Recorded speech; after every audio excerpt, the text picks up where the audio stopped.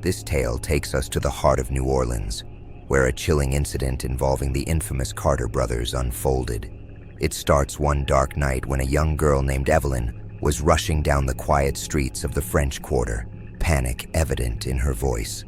"Officer, you have to help me," she cried, her eyes wide and filled with fear.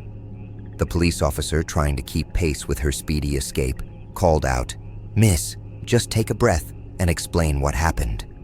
As they sprinted together, Evelyn gasped for air and shared her terrifying experience. She had just finished a long shift at the diner and was heading home when two men suddenly grabbed her. Without warning, they shoved a bag over her head, and she remembered being thrown into an unsettling darkness. She recalled the eerie sound of a door creaking open and the cold, dank feeling of a room that seemed alive with menace. The overwhelming sense of rust and decay filled her nostrils as she was bound, her hands tied tightly with ropes that bit into her skin. Beneath the darkness, she could hear other people nearby, their muffled cries reaching her ears. They could feel each other, warm bodies pressed close together, but the night gave them no chance to see who they were.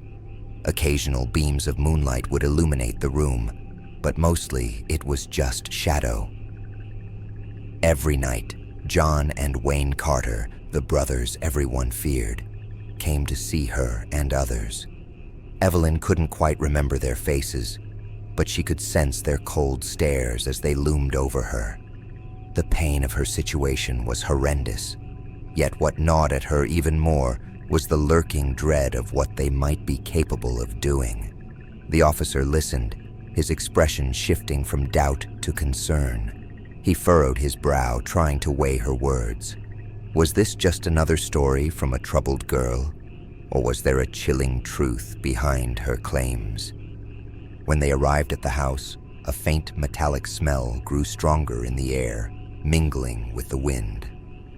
The officer gripped his baton tightly and gestured for Evelyn to take the lead. The door creaked open without a fight to reveal stairs leading to the upper floor.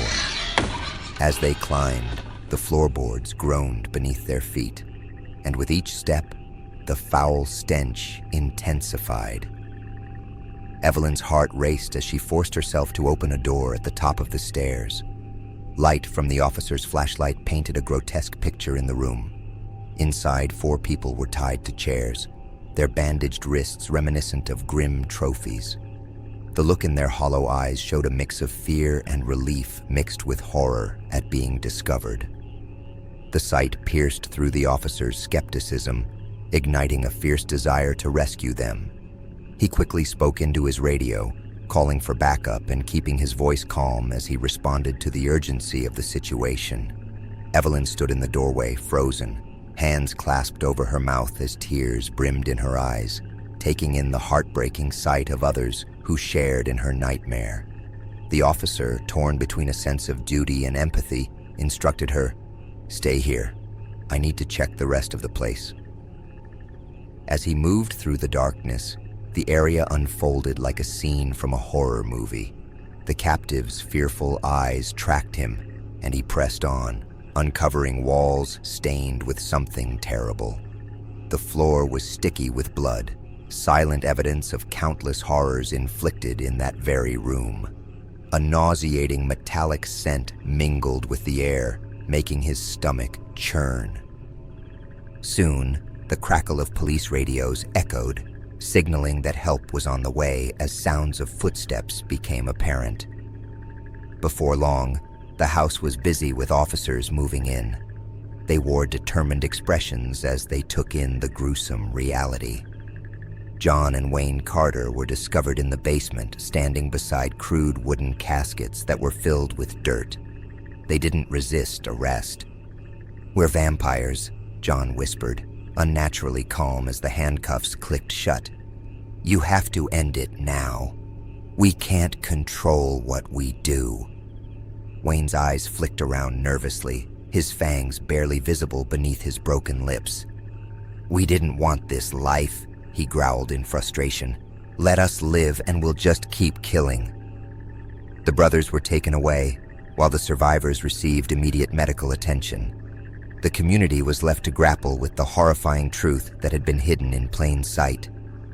The trial that followed attracted media attention unlike anything New Orleans had ever experienced. The Carters' excuse of being cursed creatures was met with both disgust and curiosity. The jury didn't show any mercy. John and Wayne were found guilty of their crimes, and their punishment was swift and harsh, a reflection of the city's fear and outrage. In an electric chair, they faced the end, a dark moment heralded as humanity's victory over the darkness that had surrounded them. After their execution, strange events began to unfold. As they prepared to bury the brothers, their bodies mysteriously vanished. The caskets were empty, leaving everyone puzzled and on edge. The surviving victims, dubbed the Blood Moon survivors, soon started noticing odd happenings around them. Candles flickered sporadically in the dead of night, rooms turned frigid, and many felt the unsettling sensation that they were being watched. Some even claimed to catch glimpses of shadowy figures resembling John and Wayne, fleeting in alleyways and lurking just outside their sight. Rumors started to swirl. Some believed the Carter brothers had escaped. Others insisted they never were truly human and couldn't be killed in the typical way. The vibe in the French Quarter had changed forever. These stories lingered in whispers as the events of that year became part of the city's haunting history. The Blood Moon survivors faced the challenge of rebuilding their lives in the aftermath of trauma. Each night brought fresh reminders of their horror. They formed a close-knit group, leaning on one another for support as they navigated their pain. Yet even in moments of solitude, they couldn't shake the feeling that eyes were still watching, waiting.